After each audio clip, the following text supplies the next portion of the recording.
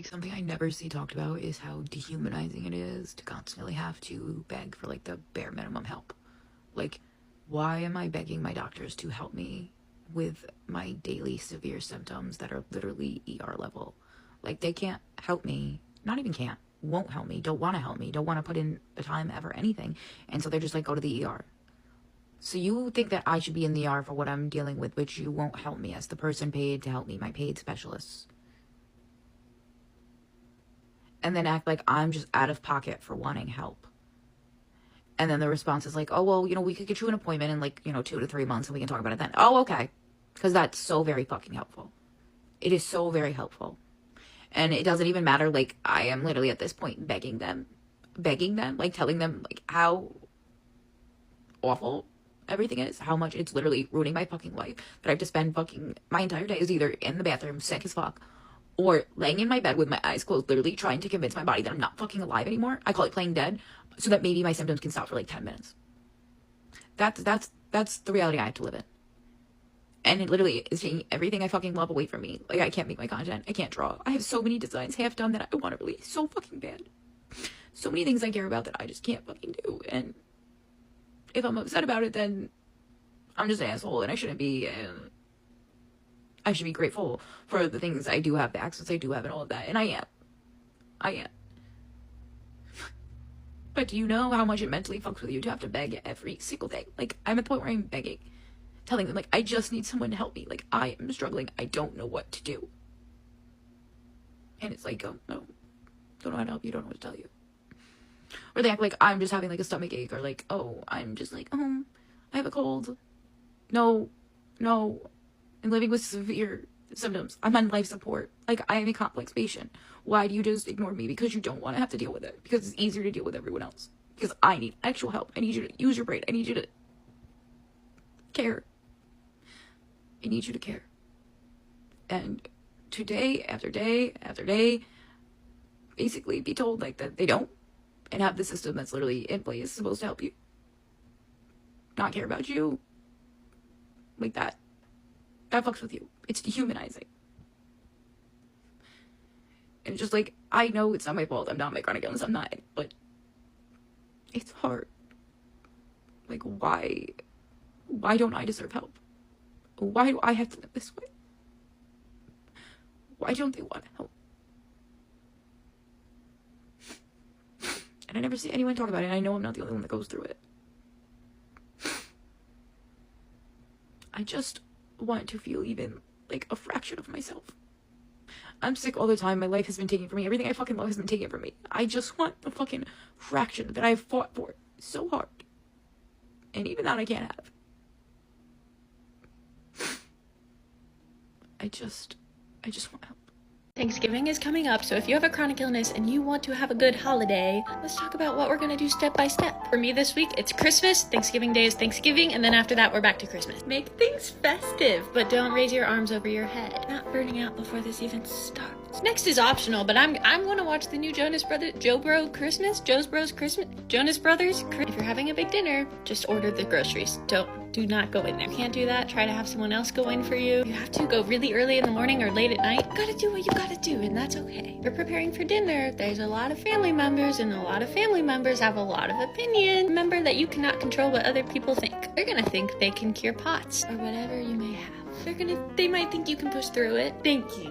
Pass the mashed potatoes. It's annoying, but it's not worth wasting your energy on. In a lot of cases, they just want to help you, even if it's really annoying. Say avoid foods that trigger you, but honestly, sometimes you just gotta live. I'm not telling you to go into a flare, but I will be eating. Cause I got a couple dents in my fender, got a couple rips in my jeans, try to fit the pieces together, but perfection is my enemy.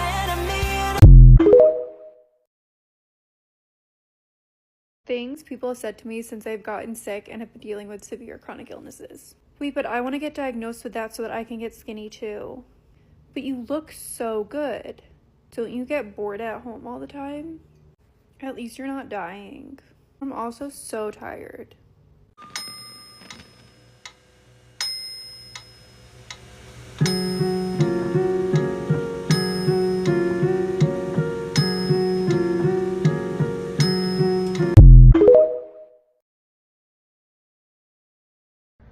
is for anyone living with chronic pain today, in case no one has told you recently. Your pain is real. You are not imagining it. Don't let anyone tell you otherwise. You are more than your symptoms. You are more than your bad days. And you are more than what anyone sees on the outside. And listen, you are not a burden. You don't have to be strong every second. You're allowed to rest. You're allowed to have limits. And you're allowed to ask for help. And if today feels heavy, that makes sense. But you're still here. You're still fighting in your own way. And that says so much about you. So I see you. I believe in you. And you are not in this alone. I'm a liar. I love to lie. I don't know why. I wish I could stop. I can't. I think I'm sick. It's a disease. I don't even tell good lies. I tell a bunch of dumbass lies on a regular basis. Here are 3 symptoms that can be caused by POTS that are not embarrassing, I promise. Hi, my name's Elena. I have postural orthostatic tachycardia syndrome. I was diagnosed 5 years ago now, and I have dealt with all of these symptoms in the past. So embarrassment as a concept is interesting because it's literally just your brain seeing a threat and trying to keep you alive. It's helpful if it is preventing you from doing something that could be potentially harmful in the future. The trouble is, if it's there for any other reason, it's not a very productive emotion. It's not helping you or keeping you safe. POTS is dysfunction of your autonomic nervous system, which means that these 3 symptoms are things that you don't have control over. They are from a dysfunctional autonomic nervous system. Where you have no control over these things, you do not need to be embarrassed about them at all, because there's nothing you could be doing to keep yourself safer. Number 1 is watery eyes or a runny nose. If you are like me and every time you lay down your eyes start to water, or every time you lean forward your nose starts to drip a little bit, that's actually a very common experience of POTS, and it's not something you need to be embarrassed about. One of the things your autonomic nervous system is in charge of is mucus and tear production. So where you are dealing with a dysfunctional autonomic nervous system, tear production and mucus production could be overactive or underactive, and that's a fairly common symptom. This is not a sign that there is anything wrong with you or that you are ill or that you are contagious in any way. It's nothing to be embarrassed about. It's a very common symptom. Number 2 is flushing or turning red. My POTS causes blood pooling, so when I stand up, gravity pulls on the blood in my veins and it ends up pooling in my legs. This means that my brain is then starved for oxygen and my body is going into overdrive trying to fix the problem, because having no blood in your brain is dangerous. To fix this problem, my system is flooded with adrenaline, just trying to get my heart rate up to get some blood to my brain. And while overcompensating, my body will send too much blood up to my head, which means that my face turns red a lot. This can feel embarrassing if it's taken out of context, if people don't understand why you're blushing or think you're blushing for some other reason, but I promise it's a very common symptom and you don't need to be embarrassed. And number 3 is clumsiness. I'm going to call this symptom clumsiness for lack of a better term, because that's how it can appear to other people, but that's not necessarily what's happening. Having no blood in your brain is going to cause loss of vision, loss of balance, loss of hearing, tinnitus, vertigo, all symptoms that are going to make you less stable on your feet. When you pair that with muscle fatigue and also loss of vision, meaning that you don't know where you are in space, it's very common for POTS patients to run into things a lot. I bruise all the time because I'm just walking into stuff. Now, that can be seen as clumsiness or carelessness, and that can feel embarrassing, but it doesn't need to be. It's a common symptom. Chronic illness is not something that you need to be embarrassed about. You are not going crazy. You are not being dramatic. There are people who understand, I promise. You are not alone, and you're going to be okay. Okay, I love you, bye.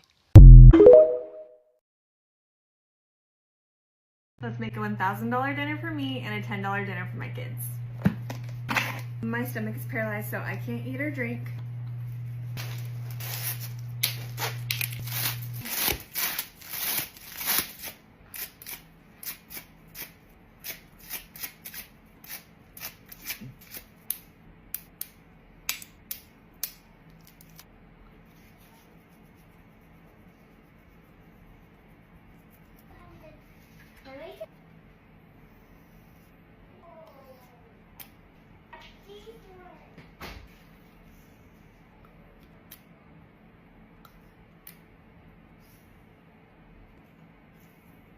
This bag has all of my nutrients and vitamins and hydration and calories and everything that you can imagine. I also do a bag of IV fluids every day. This one bag runs for 18 hours every single day. There's no cure and it's not hereditary. It happened to me about 3 years ago.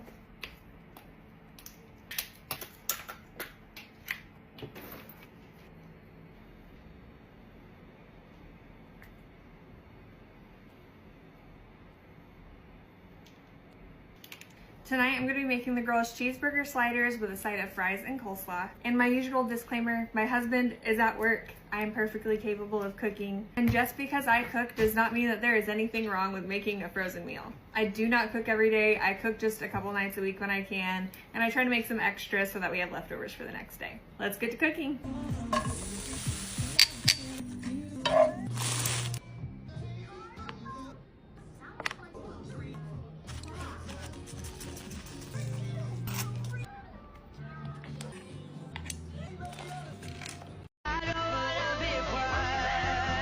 Shaming people that don't want to be alive anymore is crazy. People die from postural orthostatic tachycardia syndrome because if you're so disabled and bedbound you have zero quality of life, people take their own. There's no cure for POTS, but it will go away if you do. Why would someone want a terminal? Why would someone want to get hit by a bus? It's called mental illness. It goes hand in hand with chronic illness. People fantasize about a lot more ways to die than just that one. People will say it's insensitive and unfair to people who are terminally ill for people who aren't to say that they would want that, because the whole issue with being terminally ill is you don't get a fucking choice, but people don't choose to want to have thoughts to unalive themselves either. I'm 30. I had undiagnosed POTS, dysautonomia, Ehlers-Danlos my entire life. You want to know what they told me the cause was?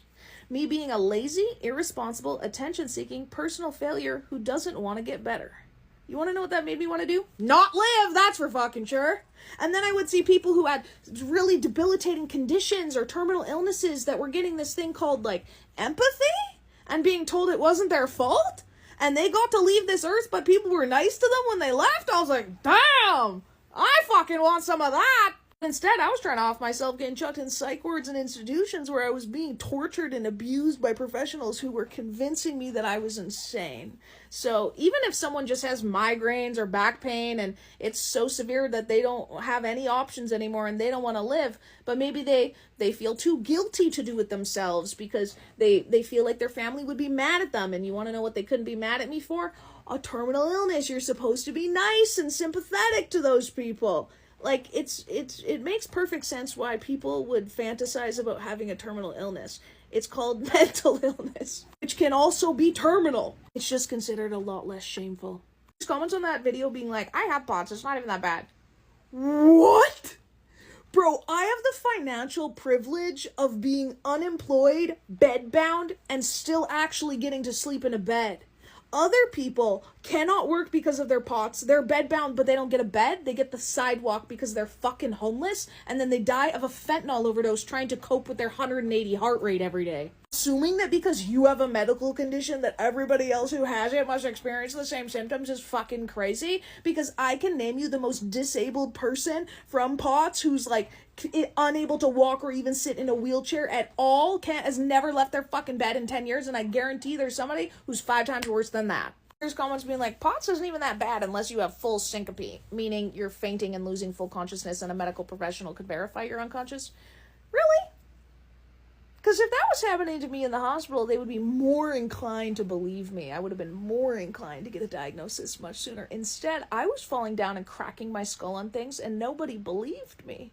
You want to know what that is? Fucking dangerous. I wish I could know what % of people who unalive themselves is from postural orthostatic tachycardia syndrome, because I get a lot of DMs from people who are like, oh my God, Jessica, my sister died from depression, and I've been seeing your videos, and she complained of every single thing you're talking about, and nobody believed her. She did not die of depression, she died of POTS. And people not believing she had it. I have to actively remind myself and like take a moment of gratitude that it only took me 15 years to get diagnosed, because I know people that it took 30, 40, 50 fucking years for them to get diagnosed. And I have to, it's a conscious effort, because when I hear somebody got diagnosed in 5 years, I'm like, wow, you've not suffered at all. And I know that's not true, because even if I would have only been diagnosed at the age of 16 and I only would have suffered up until 16, that still would have been fucking traumatizing. I consider myself so lucky that it only took me 15 years to get diagnosed, and the first line treatment worked for me. That's crazy. So many people try every option there is to manage POTS symptoms, and none of it works. I can't just be like, oh, take a propranolol, you'll be fine. I can't just assume that that's going to work for everybody. So if you would prefer to have a terminal illness instead of POTS, not only do I want to be your friend, I want to make sure that you don't die, because that's giving an indication that you kind of want to. What's your 5-year plan? What's that mean, 5-year plan? Like your 5-year plan? Like, what are you going to be doing in the next 5 years? Do you have a What's plan? Emma doing in the next 5 years? Yeah, you need to have a plan. You need to have a 5-year Emma plan. doesn't really know what he's going to do in the next 5 hours. But imagine how tired we are. Imagine how tired we are of it. I talk about appreciating the small things in life and taking advantage of low symptom days because I am all too familiar with what it's like to not have a choice in the matter. To be absolutely debilitated by your symptoms, to be stuck at home for days, weeks, months, years at a time, to not have any choice in the matter. Canceling plans that I've been genuinely looking forward to and canceling so often that I get to the point where I stop making plans entirely, or missing out on things that are once-in-a-lifetime experiences that I will never get back. I bring this up because now that I do have small moments in my life that are popping up that I can take advantage of, and I'm trying to seize them as much as possible, I do end up with some comments from people talking about how, yes, we shouldn't let our illnesses define us, or yes, we shouldn't let our conditions control us, and it can be a little frustrating. I think people forget how much of a privilege it is to have a choice in the matter, to be able to decide whether or not you think it's worth flaring up over. That choice is something that a lot of people don't have. It's something I didn't have for many years there. Talk about cherishing the small things, not because I don't want to let my illnesses control me, but because I'm all too familiar with a very long period of time in which they did.